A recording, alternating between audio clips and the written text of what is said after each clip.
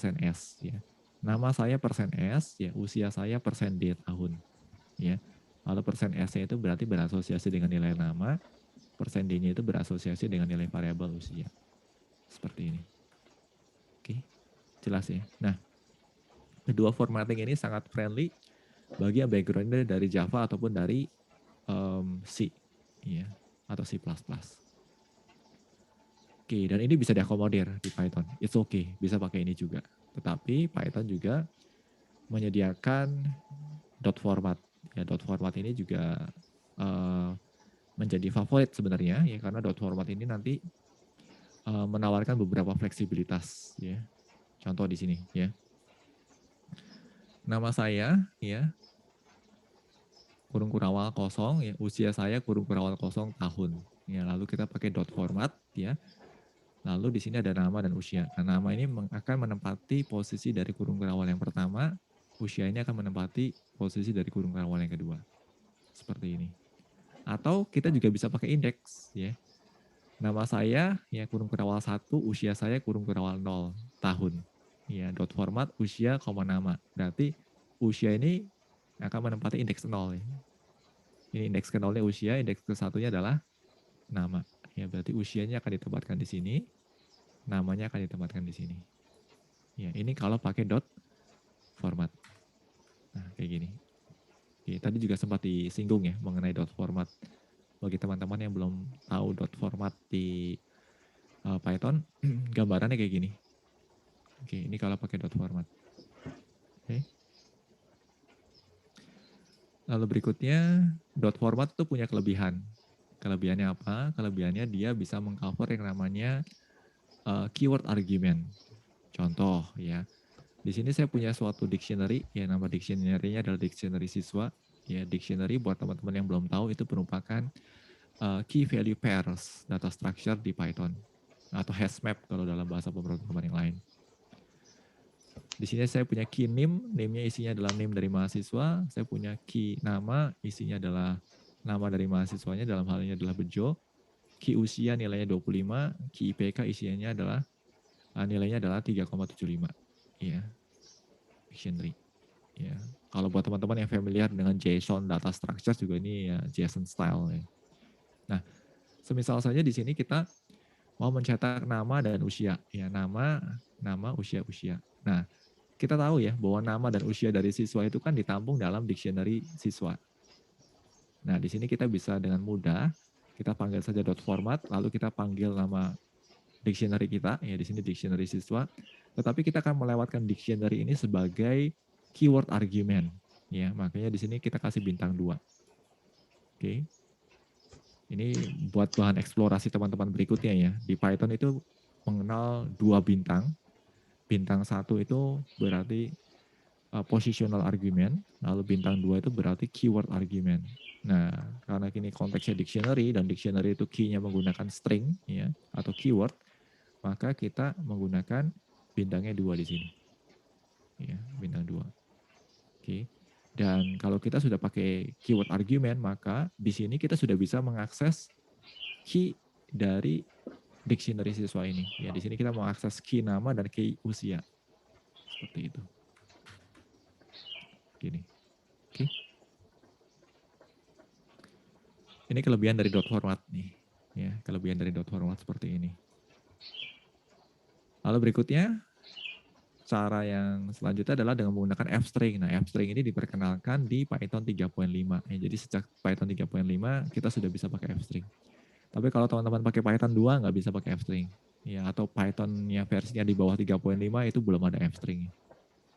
Gitu. Kalau pakai f-string berarti kita harus beri f di sini ya sebelum stringnya.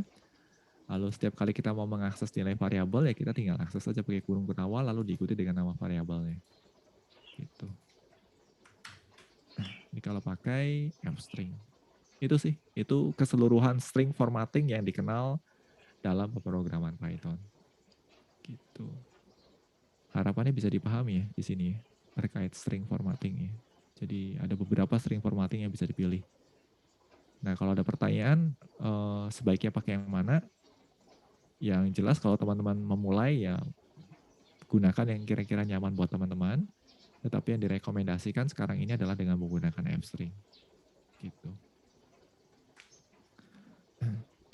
Lalu string dalam Python itu bebas ya. Teman-teman bisa menggunakan petik tunggal atau petik ganda. Ya, jadi kalau mau pakai petik ganda juga nggak masalah. Ya, sama aja. Gitu.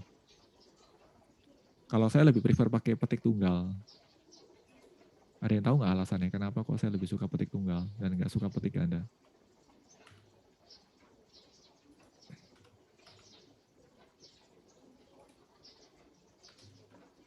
Ada,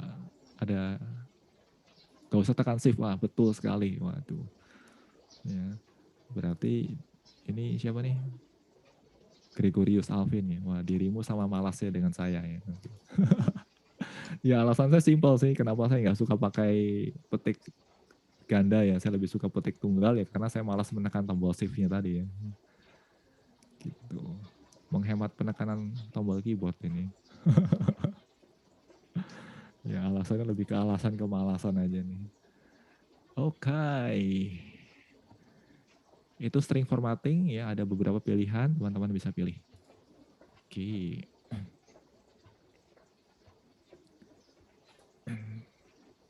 Ya ini kita tinggal beberapa menit aja. Mungkin di sini saya coba masuk ke sesi interaksi dulu ya, karena tinggal beberapa menit sebelum sesi break di sini nih. Oke, kita ke sesi interaksi dulu nih. Gimana teman-teman sejauh ini? Bisa dinikmatikah Python-nya?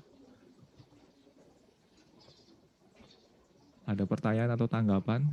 Silakan dari teman-teman. Python tuh cukup menarik ya karena yaitu Pythonic code-nya tadi. Teman-teman kalau pernah baca buku, ada buku yang judulnya Clean Code ya. Itu Clean Code juga buku yang sangat bagus sekali. Fokus utama sewaktu kita menuliskan code saat ini itu bukan lagi untuk menjadikan komputer memahami logika berpikir kita, tetapi lebih pada bagaimana logika berpikir kita juga bisa dipahami oleh rekan kerja kita, ya, atau kolik kita dalam satu tim. Karena dalam software development project sekarang ini nggak mungkin kita bangun project sendirian ya, pasti kolaborasi dengan orang lain nantinya. Gitu. Dan untuk kolaborasi kan kita harus pastikan bahwa code kita juga bisa dibaca dengan baik oleh orang lain. Itu terkait Python ya. Harapannya lebih banyak orang yang tertarik untuk menggunakan Python dan getting addicted dengan Python. Ini saya sejak 2014 pakai Python sampai sekarang malah jadi addicted nih. Pakai Python terus sih karena banyak banget hal-hal yang memudahkan kerjaan saya gitu dengan menggunakan Python tadi ya. Slicing ya, slicing sama comprehension sih itu yang menurut saya banyak kepake banget gitu. Splitting ya, apalagi kalau banyak bermain dengan text processing ya, hidupmu jadi lebih mudah dengan Python ya. Gitu. Ya jangan sekali-kali melakukan text processing ataupun string processing dengan C ya, itu masuknya ke competitive programming aja ya. Kalau di kerjaan pakai C ya, waduh itu bisa berdarah-darah nih ya. Oke, ada pertanyaan kah di sini? Ini kita coba cooling down dulu nih sebelum kita break. Nanti setelah break saya akan berikan soal dari HackerRank. Oh ya, buat teman-teman yang belum pernah pakai HackerRank atau yang belum punya account di HackerRank, teman-teman nanti coba bikin account dulu di hackerrank.com ya. Nanti join sebagai for developers ya. Di HackerRank saya coba kasih linknya di sini.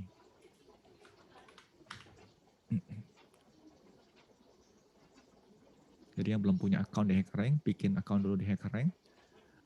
HackerRank itu apa? HackerRank itu semacam website yang berisi kumpulan soal-soal latihan programming.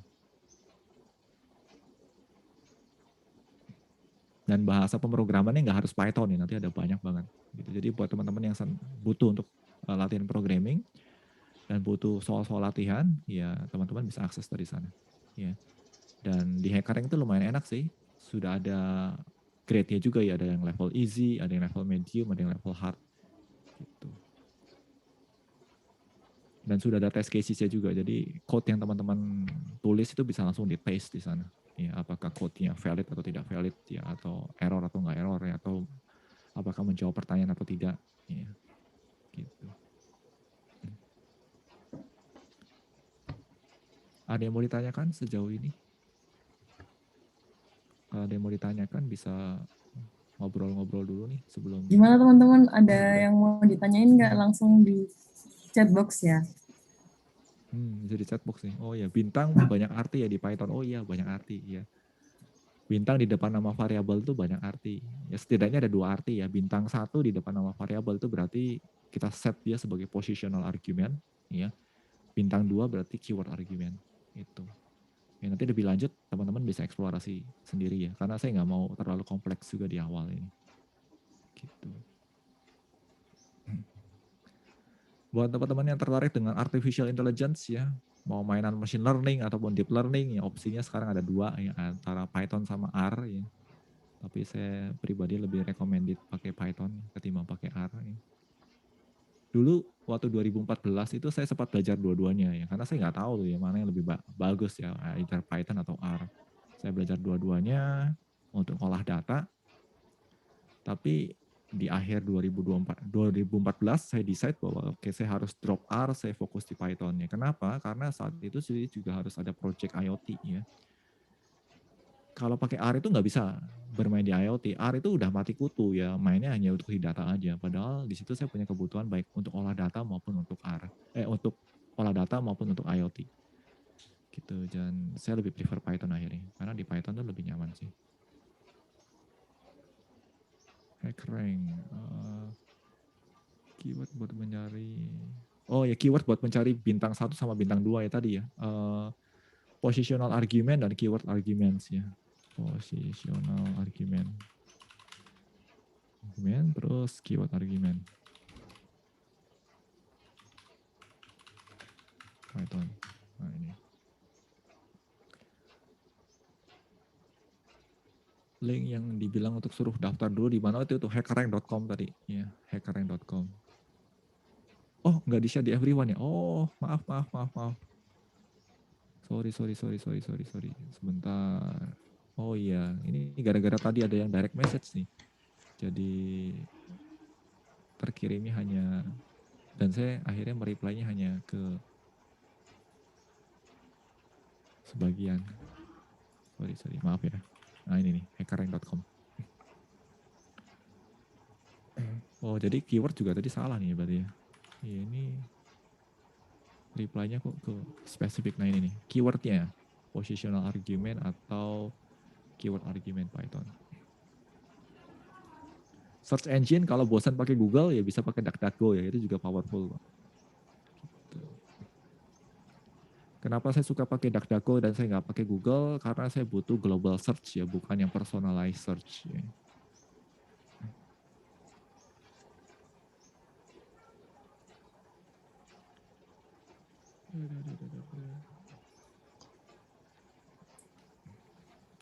Itu Kak Kalau ada pertanyaan lagi. Kalau di dunia kerja, Python ini implementasinya untuk ngapain aja ya? Olah wah, data itu yang seperti apa ya? oke. Olah data itu yang seperti apa ya? Wah, ini pertanyaan bagus nih. Uh, olah data itu ya seperti kayak untuk aktivitas data science ya. Misalkan kita punya data nih, ya, dan kita mau cari tahu nih ada value apa dari data kita. Misalkan data COVID aja. Kita punya data COVID nih, kita mau cari tahu nih lonjakan lonjakan apa tingkat penyebaran COVID itu paling tinggi di minggu kemana. Itu kan berarti kita butuh melakukan processing kan. Kita butuh olah datanya dan kita butuh visualisasikan datanya. Dan itu semua nanti bisa kita lakukan dengan Python. Atau kita mau menerapkan machine learning nih untuk recommendation system misalkan. Ya, kalau teman-teman pakai aplikasi GoFood ya, itu kan waktu kita pesan sesuatu atau GoFood atau Tokopedia atau Netflix lah atau apapun juga itu kan ada recommendation systemnya. Kalau teman-teman pesan barang tertentu ya, nanti kan berikutnya teman-teman akan direkomendasikan ya enggak dengan barang-barang tertentu yang kemungkinan besar teman-teman juga suka dengan itu. Nah, di baliknya itu ada yang namanya recommendation system. Ya, dan salah satu implementasinya itu nanti dengan menggunakan Python juga. Gitu.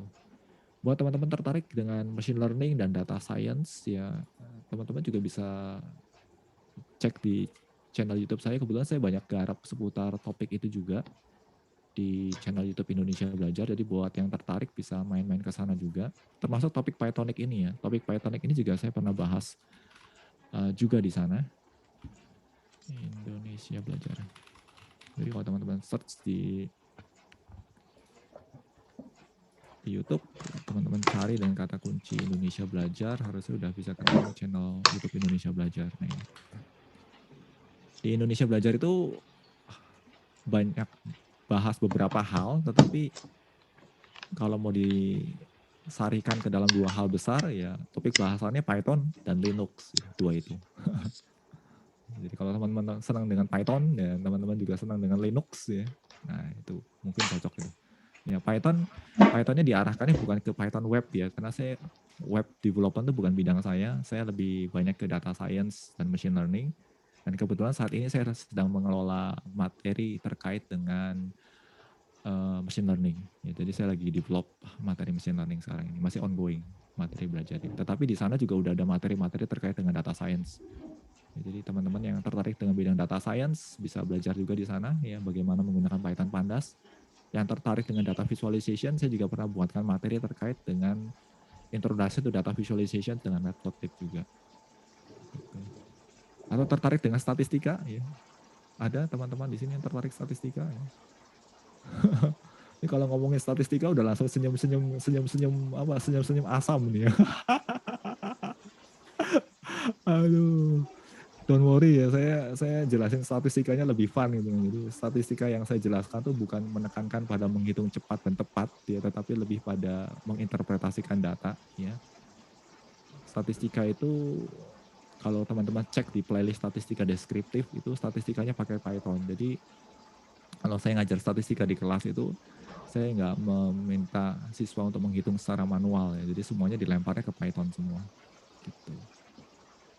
Jadi mahasiswa saya nggak ada yang komplain, wah susah ngitungnya ya enggak, tapi bingung cara menginterpretasikan datanya ya lebih ke sana. Gitu. Karena semua proses kalkulasi sudah dilempar di Python nantinya. Python kalau untuk bikin dashboard BI apa bisa ya. Python itu kalau untuk quick dashboarding ya teman-teman bisa cek ke Streamlit ya, Hengan. Saya akan kasih ininya juga linknya. Ada yang namanya Streamlit. Streamlit.io. Nah ini kalau untuk quick dashboarding ya. Jadi kalau mau quick dashboarding pakai Streamlit. Itu kalau quick dashboarding. Python buat game. Ya Python buat game itu nggak terlalu recommended ya. Kalau game engine sekarang ini orang lebih banyak pakai Unreal, kalau nggak pakai apa ya, saya juga lupa itu. Python ada sih buat game itu namanya Pygame. Ya, tetapi ini lebih untuk kuliah game ya. Dan bukan untuk real bikin gamenya. Ya, kalau untuk gamingnya biasanya nanti ya itu ke C++ itu ya. Gitu. Tapi kalau untuk belajar game atau belajar mengenai konsep pembuatan gaming ada Pygame juga.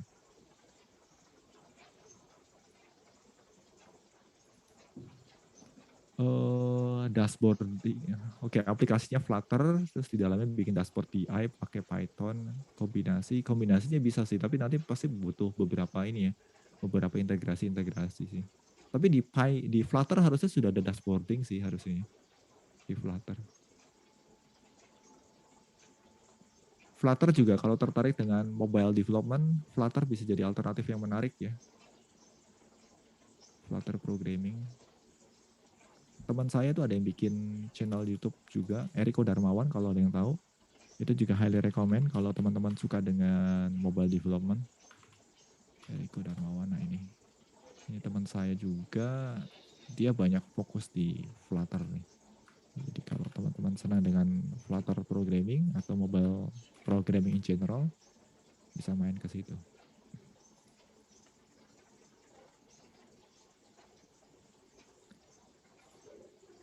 Ada pertanyaan lain kah teman-teman sejauh ini? Atau udah waktunya break nih? Jangan. Masih ada sisa waktu 3 menit lagi, Kak. Oh, 3 Belum menit lagi waktunya nih. break. Oke. Mungkin kalau masih ada peserta yang ingin bertanya-tanya, masih bisa disampaikan melalui kolom chat. Silakan kalau ada yang tanya.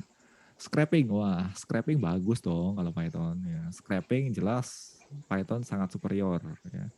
Scraping itu kan ada either pakai Scrapy atau Beautiful Soup.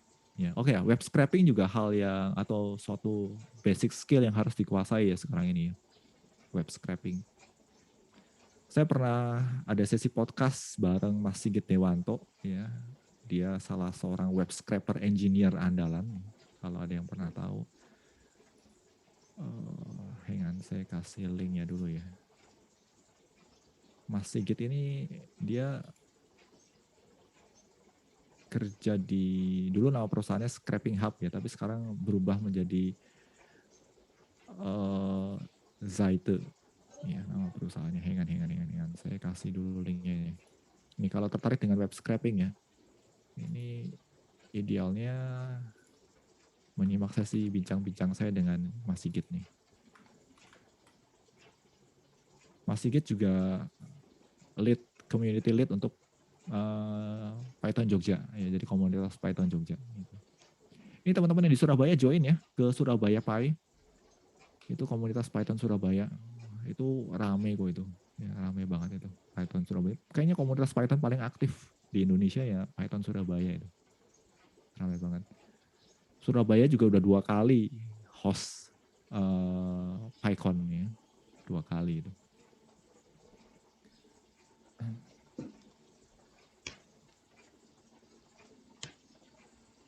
Oh, joinnya gimana? Oke. Hang on. Joinnya di Telegram. Saya kasih Telegram ID-nya ya. Saya kasih link Telegramnya. Sebentar.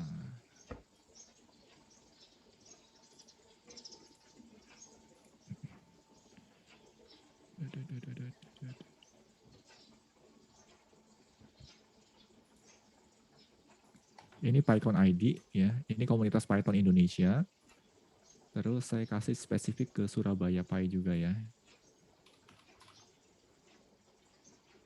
Surabaya Pi.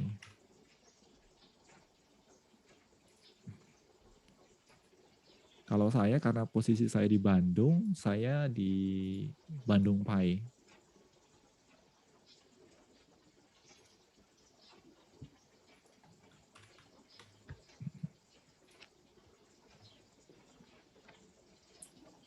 Nah, udah nggak ada yang tanya lagi.